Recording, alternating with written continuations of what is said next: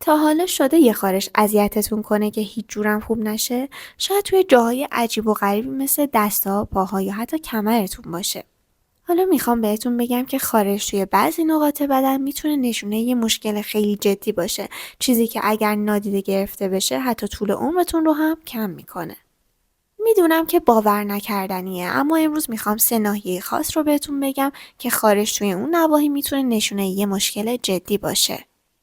مطمئن باشید که یه خارش ساده میتونه نشونه یه مشکل سلامتی برای شما باشه که اصلا بهش فکرم نمی‌کنین. تا آخر این ویدیو با من همراه باشید، چون یه درمان گیاهی فوق‌العاده هم بهتون معرفی میکنم که قرن‌هاست استفاده میشه و به طور کاملا طبیعی به کاهش التهاب و دردتون کمک میکنه. پس لطفاً حتما تا آخر ویدیو با من همراه باشید. سلام، کانال رژیم تو، خیلی خوش اومدید. لطفاً این ویدیو رو لایک کنید و با دوستاتون به اشتراک بذارید. و اگر تازه وارد هستید در کانال من، لطفاً سابسکرایب کنید و زنگوله رو فعال کنید که ویدیوهای جدید رو از دست ندید. ممنونم. اول از یه چیزی شروع می‌کنیم که شاید شما تجربهش کردید. خارش مداوم دست و پا.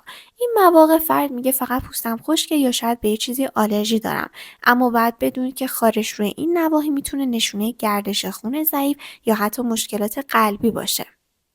قلبتون میتونه ریشه این خارش آزاردهنده باشه. وقتی قلبتون خون رو به طور مؤثر پمپاژ نمیکنه، میتونه باعث مشکلات گردش خون به خصوص توی اندامهای انتهایی مثل دست و پای شما بشه. این اتفاق اغلب توی افرادی که مشکلاتی مثل نارسایی قلبی یا اختلالات عروقی دارن بیشتر دیده میشه. وقتی گردش خون مختل میشه، بدنتون اکسیژن و مواد غذایی مورد نیازش رو دریافت نمیکنه، سموم توی بافت‌ها تجمع پیدا میکنن و این تجمع میتونه باعث التهاب، خارش و حتی سوزش پوست شما بشه. حالا اگر این موضوع براتون آشناست، وقتشه که به بدنتون توجه کنید و مراجعه به پزشک داشته باشید.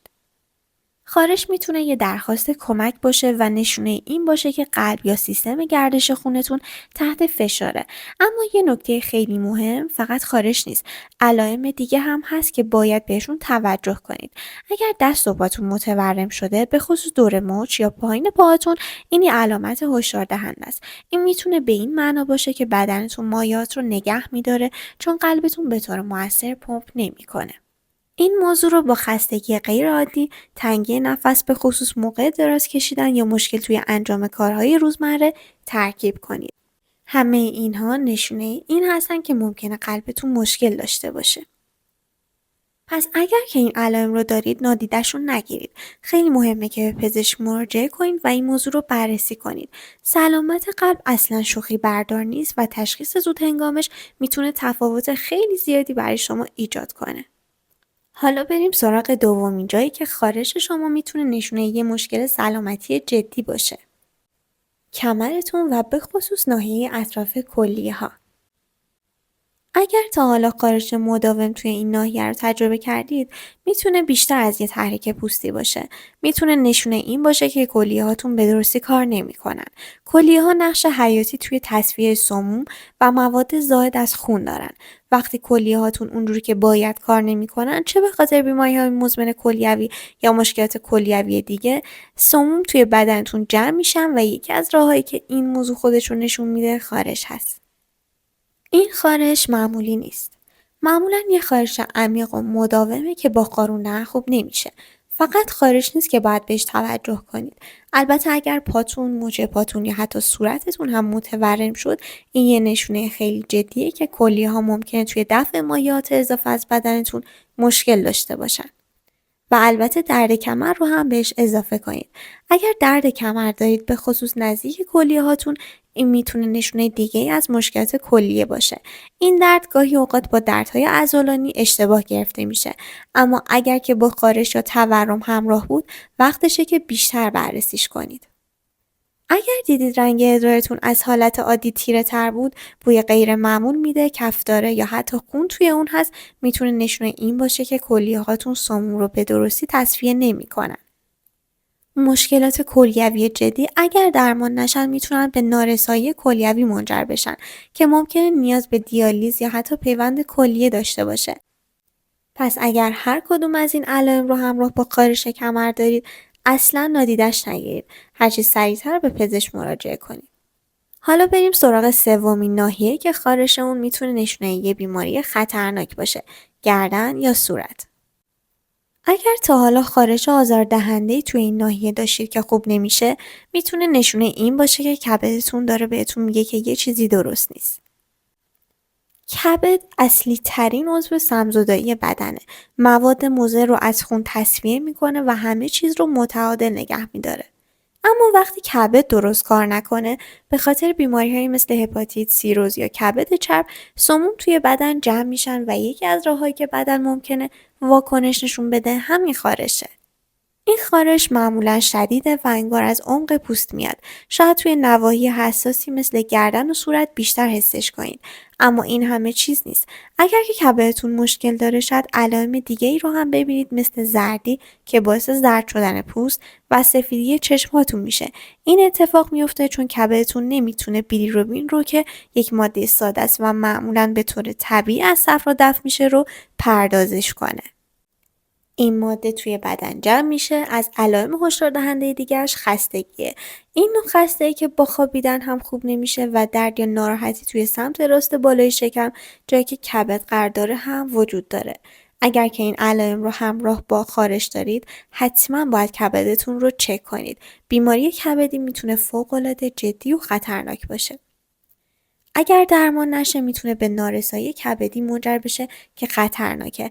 اما خبر خوب هم این که با تشخیص زود هنگام و تغییر سبک زندگی، اقلا میتونید مشکلات کبدی رو کنترل یا حتی برطرفشون کنید.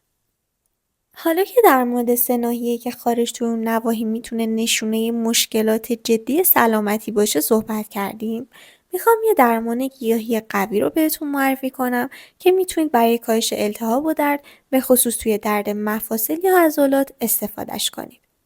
یه دستور ساده اما فوق‌العاده مؤثر که قرن‌هاست استفاده میشه. عرقیات رزماری و الکل رزماری به خاطر خواص ضد التهابی، مسکن و آنتی اکسیدانیش معروفه و قرن‌هاست که برای تسکین درد عضلانی، بهبود گردش خون و کاهش التهاب ازش استفاده میشه. شما به یه لیوان رزماری تازه یا نیم لیوان رزماری خشک و 1 لیتر الکل که میتونید از الکل طبی استفاده کنید لازم دارید. طرز تهیه‌اش به این شکله که رزماری رو توی یه شیشه تمیز و خشک بریزید، الکل رو روی رزماری بریزید تا کاملا پوشیده بشه.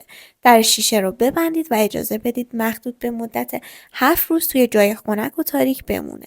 حتما روزی 1 بار شیشه رو تکون بدید تا به آزاد شدن ترکیبات فعال رزماری کمک کنید. بعد از 7 روز مخلوط رو صاف کنید و مایع رو توی یه بطری شیشه‌ای تیره نگه دارید.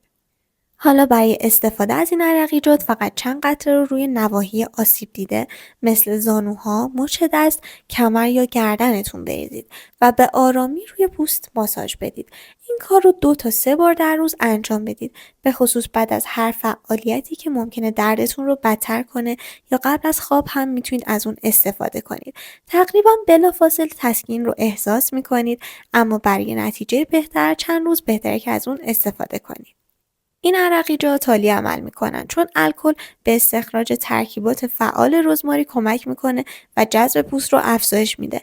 علاوه بر این، یه حس گرمایی ایجاد میکنه که به تسکین درد و بهبود تحرک کمک میکنه. پس در کل، خارش مداوم دست‌ها، پاها، کمر یا گردن و صورتتون میتونه نشونه این باشه که بدنتون داره به شما یه هشدار میده که یه چیزی با قلب، کلیه یا کبدتون مشکل داره. امیدوارم این اطلاعات مفید بوده باشه. لطفاً لایک کنید و این ویدیو رو با عزیزانتون به اشتراک بذارید تا این محتوای سلامتی به دست افراد بیشتری برسه. و اگر تازه واردید، لطفاً سابسکرایب کنید و زنگوله رو فعال کنید تا ویدیو جدید رو از دست ندید. ممنونم. شاد باشید و سالم. تا ویدیوی بعدی. خدا نگهدار.